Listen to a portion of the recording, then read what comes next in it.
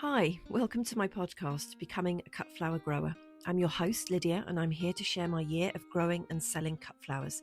I'll be giving you the lowdown on everything I'm doing and sharing all the highs and lows, the good times and the inevitable disasters, all in real time. Join me on my cut flower journey, starting right now.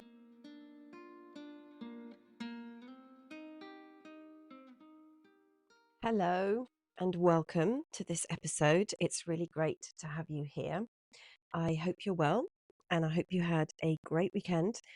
It is gloriously sunny here in the UK. We've got the most exceptional weather, and we've got another whole week of it, which is testing in some senses because we just, haven't had any water for ages. But on the other hand, all the seeds are germinating and everything is doing really well out there. So there's always a good side and a bad side to this hot weather. And it is unseasonally warm. I got a feeling we had snow this time last year. I'd have to check the diary and see, but I shouldn't complain about this weather, but it does present certain challenges. Now, for those of you who've been listening along for the past couple of episodes, you will know the drama around the shed and the doors, and I'm absolutely delighted to tell you that the doors are now finally on, so we don't ever have to mention the shed and the doors again. So we worked really hard on that over the weekend, and it turned out it was quite technical because things still weren't level. And apparently when you're hanging doors, they have to be really level. And anyway, I won't go on about the shed, but I'm very pleased to say it is now all done. And Roland has moved in there with his new wife, Chelsea, and everybody's happy. So that's great. So I've been up on the plot and kind of supervising. So my other half's been doing the doors, and I've been sort of loitering in the background, just making sure it's all going to plan. And while I've been up there, I've been planting out some foxgloves. So these are ones, they come from my garden, and foxgloves are biennial. So they put on their growth in year one and then they flower in year two. So once you've got them, you'll have them forever because they'll self-seed around, they'll plop themselves wherever they're most comfortable, and then they'll start making this baby plant. So I've been lifting them all from my garden and taking them all up to the plot. And the florist that I'm going to be working with on the weddings this year expressed an interest in foxgloves, and she said she would be really, really keen on having some of those. So I've made a point of just ransacking my garden and taking everything up there. So I've actually probably got quite a few square meters of foxgloves now. And funnily enough, it's one of those plants that I thought the florists wouldn't be that keen on just because they're so poisonous. And I know we have them in our gardens, and the kids and the dogs, generally speaking, just don't go up and eat them. But I sort of had in the back of my mind, oh, I wonder if the florist would be interested in foxgloves, knowing how toxic they are. But clearly it's not a problem. And I know some people think, other people worry too much about toxic plants because if you ate enough of anything, it would probably make you unwell.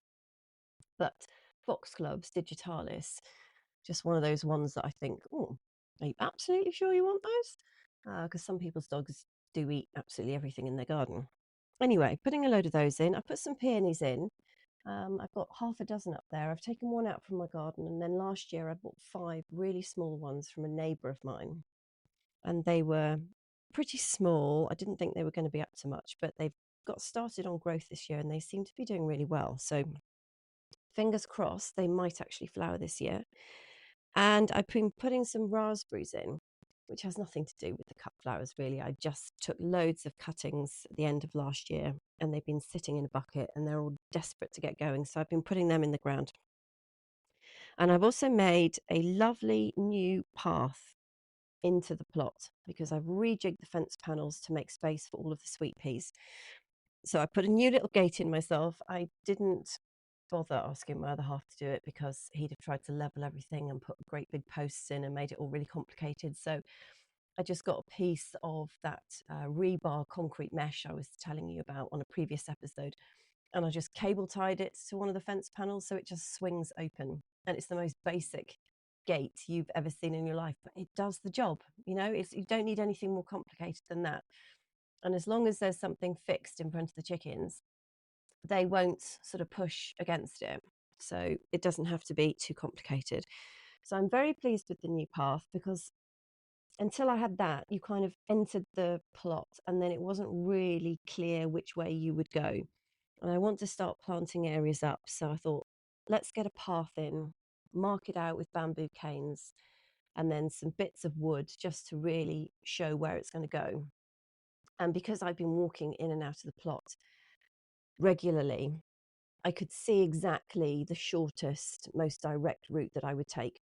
Because sometimes people put paths in thinking this is a great spot for it. And in reality, they end up walking in a different way, because psychologically, you always take like the path of least resistance, so the quickest, most direct route. And so, having just trampled on it for ages, it was really clear which way I was going to go. So I've done that, and I'm going to put some bark down over that so that when we do get some rains, it doesn't turn into like a slalom, because it is a sloping site. Now, the thing about the water at the moment, it is wonderful. It's basically like British summer. Like, this is about as good as it gets in the summer, really. So to have this kind of weather in March is really amazing. It's very cold at night, so it's maybe 2-3 degrees at night, maybe a little bit less in rural areas. But it means that everything is just germinating really quickly. All the seedlings are coming along. The dahlias are doing fantastically. Just from last week when I saw Richard, and he's putting his on bottom heat now because he's got his in the greenhouse, and I've got mine indoors, so I haven't gone out and bought a heat mat. I've just let them kind of do their own thing. It seems to be warm enough in here and enough light. I was supposed to be blocking the light out. I did say this is what Richard does. He puts like a cover over them so that they just believe that they're in the soil, and it's the warm soil that triggers them into growth rather than the light, because they wouldn't be expected to pop up into sunshine this early in the season. But because mine are all getting ahead, it's kind of too late to put covers on them now, because it would risk damaging the shoots. So I figured, seeing as that they're just doing fine by themselves and whatever I'm doing seems to be working, I'm just going to leave it like it is. Now, one of the things I've been seeing loads on in dahlia Facebook groups in the last week is dahlia gall. And I think this is because everybody's getting their dahlias out and having a look at them. And they're also taking delivery of tubers that they've ordered.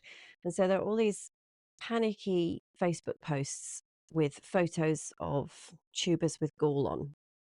And it's not something that I knew anything about. And I do want to have a word with Richard about it, because it sounds absolutely dreadful. Now, I've had to Google it. So what I'm telling you is not something that I knew. I had to look it up myself. And it's caused by a bacteria that gets in through wounds in the tubers. And there is no treatment for it. So you have to throw your tubers or your plants away, because this bacteria will spread to other plants via the soil or via any tools that you use, I guess potentially on your hands or on your gloves or on your shoes. And it can spread to other plants, and it just contaminates the soil. And once you've got it, you can't get rid of it. So I'm thinking, oh, well, this is potentially something very serious. So now not only am I peering at my dahlias a couple of times a day going, are you growing yet? I'm also peering at them going, and have you got crown gall? So the easiest thing to do would be to have a look on the internet and search images for the crown gall. I don't think the leaf gall is going to be an issue at the moment, because we've only got shoots coming up. So it seems like the crown gall is apparent now. And they're basically like little swollen growths or tumours on the tuber crown. And as I say, there is nothing that you can do about it. Apparently, there is no treatment for it, which is just boggles my mind, really. Like, if we can send people into space and go to Mars and all of this stuff, I don't understand why we haven't got treatments for problem diseases on plants.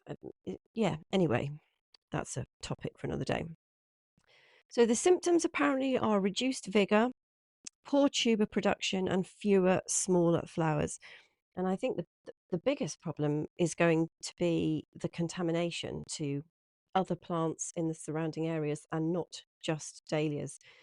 So I'm keeping a beady eye out on everybody.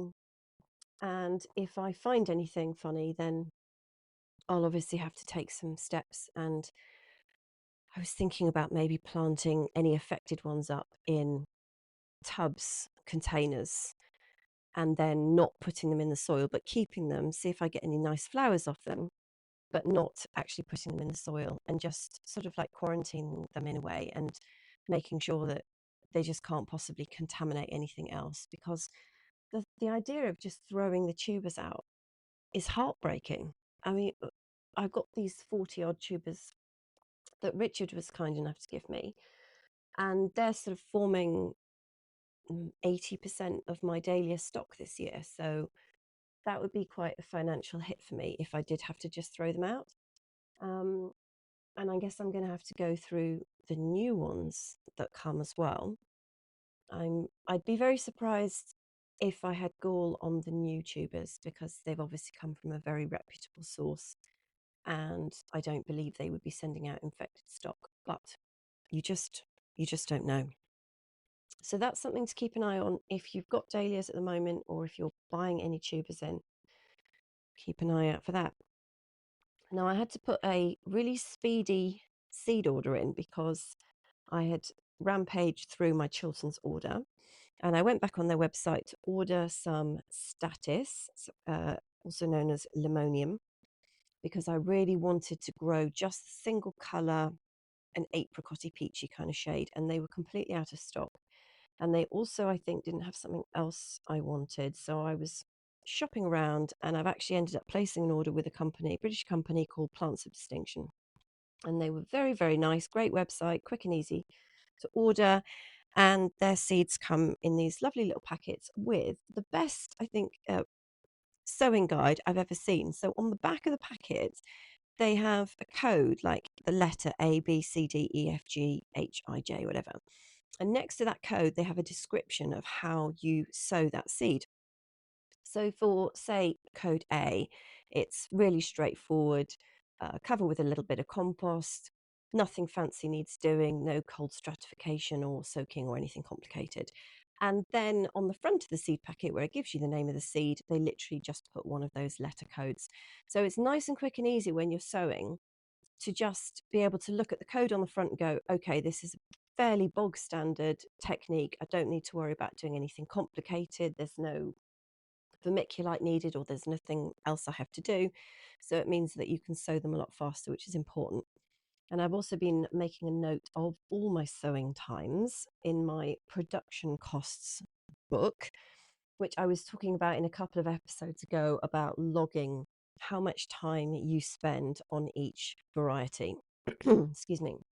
And then when I have got all of them in the ground, and I know exactly how many square meters I've got, I'll be able to work out for X square meters of this plant, my production costs were Y, and therefore it's going to help me work out my profit margins. So that's been very helpful, and I've been quite fastidious about doing it. And I've really had to force myself, because I know I said, oh, I love data and crunching stuff and recording numbers and all the rest of it, and I do. But when you're trying to sow a lot of seeds as quickly and as carefully as possible, you then have to, take your gloves off, get the book out, get the right page, make a note of everything. But I think it's going to be worth doing. So I have been quite methodical about doing that. So the seeds I ordered from Plants of Distinction are some cosmos in an apricot lemonade shade. I think I'd grown that one for somebody's garden years ago, and I liked it. So I've kind of picked up on the sort of apricot peachy colours because I just love them. Can't lie. Now I've bought 3 different Helichrysums. Now this is the straw flower. So this is a very, very pretty little annual plant with very nicely coloured flowers. And the great thing about the straw flowers, I have never grown them before, but I have seen this from my research, is that they dry exceptionally well and they hold their colour. So they're wonderful for dried flower arrangements. So I'm thinking, as a kind of a bit of a backup, if I don't manage to sell all of them, or I could just even hold, say, 20% of them back and dry them. They would be nice to have something to sell, perhaps to go on winter wreaths or just as dried flowers in the winter. So that was the plan with those. And I've bought a packet called Raspberry Rose, Apricot Peach, and Dragonfire. The Dragonfire is a darker one. Then I've ordered one packet of statice in apricot again. I've ordered 2 packets of Orlaya grandiflora, which is the very, very pretty white, very delicate filler flower. And then I've ordered a packet of stocks in summer cherry colour. And then the stocks I have also never grown before. And I think I just got a bit overexcited on the website when I was ordering. And I thought, well, I'll get some of those. And when I arrived, I was sort of Googling them and I haven't quite worked out whether they are an annual or a biennial. So they may or may not do something this summer. I'm not 100% sure about that, but I have sown them. And so we'll see what happens. Now, this lack of water at the moment has made me think very hard about water storage. And I have flagged this up before, but I thought I'd mention it again because you can't really mention it often enough about storing water. So even if you're on the mains, it's a very good idea to be storing your own water. Now, obviously, you don't want to be storing something and then keeping water just sitting for 6 months because it goes a bit stale and you might have bacteria or algae growing in there or something. So you do need to have like a reasonably regular turnover of the water. But the more storage containers you can have, the better. Now, I've got a number of water butts up on the plot, which I actually took off my home and put them up there because I thought they'd be more useful. So I've got 4 water butts and 3 IBCs, and they're those really big plastic rectangles inside a metal frame so that you can walk on them and stuff. And you see them on farms and professional growers have them. They were already on the field when I got up there, so I haven't bought them. I expect they're quite expensive, so I feel very lucky to have those. And they are connected to guttering, which is connected obviously to the roof of some of the structures that I have. So one is a kind of a stable block, and there's one IBC on that, and then the other duck house that I put up, there's 2 IBCs on that. And the 2 that are on their own connected to the duck house, they're actually linked by a hose pipe to the number 1 IBC. So when the number 1 overflows, it goes up through the hose pipe right across the entire plot and then starts filling IBC2, which then overflows into IBC3. So 2 and 3 are pretty much full. So there's 1,000 litres in each of those, although I've had to start dipping into number 3 for over the last few days. Number 1 is completely empty because that's the one that feeds the waters for the chickens and also for the ducks, and the ducks get through quite a lot of water every day. So they're on rations at the moment, but not rations that's going to impede their life in any way. It's just obviously when it's very, very wet, you can be really cavalier with the water and they can have a whole paddling pool fresh water every day, and it's amazing. And then when you get a drought like this, you're like, okay, nobody's having a full paddling pool every day. So I'm also trying to think about reusing grey water. So the chickens and the ducks have fresh water every day, and historically I have just been emptying the bowls out and just throwing it on the ground, which now at a time of no rain seems utterly wild and a very stupid thing to do. So I'm trying to collect it, and the chickens' water is normally pretty clean, but the duck water's filthy, and they do their poo in the water as well. So that is much more of a messy business, and there's sort of shavings and there's bits of mud and bits of stones, and sometimes they put sticks in there, and I don't know what they get up to during the day, but it's basically like their sort of sandpit activity center, and you find all sorts of random things in there. So I do need to find a way of dealing with that, and I don't want to put it neat onto the plants because I'm not sure how strong it is. So maybe I'll just pour it onto the compost heaps and keep them moist, because the other thing is that the compost heaps have dried out substantially, and you need a certain degree of moisture in the compost heaps for all the bacteria and everything that's in there to do its job. It's, I don't think anything dies. I mean, they're just not they're not going to be as active as they could be because the conditions aren't right for them. So they'll just slow down on the breaking down of the compost, and I need them to speed up. So maybe I will go and do that actually. And two final things really is to make sure that you have lids on all your water butts. And sometimes often when the gutter comes down into the water butt, if you just do a quick and dirty like I've done, the downpipe just goes straight into the top of the water butt, which means that you can't fit the lid back on unless you cut a hole in the lid, which I don't want anyone doing that. So it's important that you put chicken wire or some kind of netting over the top of the water butt, because the birds get very, very desperate in this weather. And they get in, and then of course their feathers get really wet and they can't get out. I had a problem with that a couple of years ago when I had some magpie babies fall in the water butts, and so I've been quite ruthless about making sure everything is covered since then. And mulching is obviously always a great idea. And I know some of the bigger growers, they put down plastic, sheets and sheets of plastic, and then they cut holes in, they plant into that. So that keeps the weeds down, helps to keep the moisture in the soil.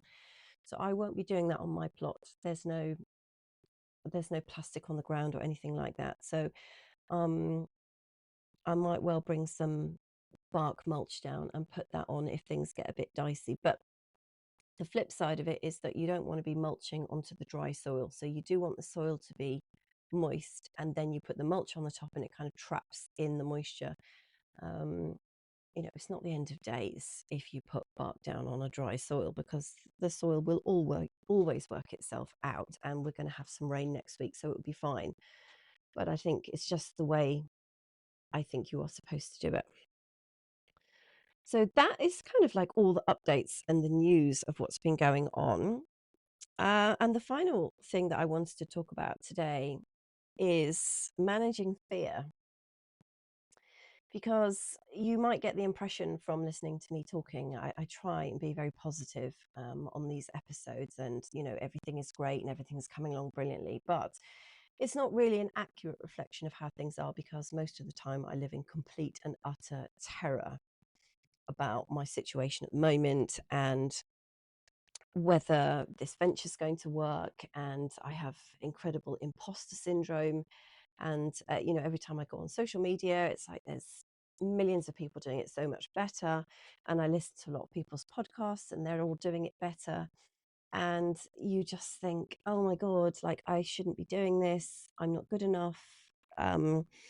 Nobody's going to buy my product. I'm not going to be able to deliver on time, and it's not going to be good enough. And I haven't had any income for ages. So that is also, quite frightening. And whatever you do, if you're thinking about doing cut flowers, is do not quit your job until you have got your business up and running, because that's what I did. I did things completely the wrong way, and I wasn't realistic about how long it is until the season really gets going. And then of course there's going to be invoicing afterwards, and waiting for money. And I'm guessing actually that it's going to be payment on delivery for cut flowers. I wouldn't want to be invoicing somebody for a live product a week or so later, but I'm in the process at the moment of chasing half a dozen invoices for services I've provided, and people are just not paying up.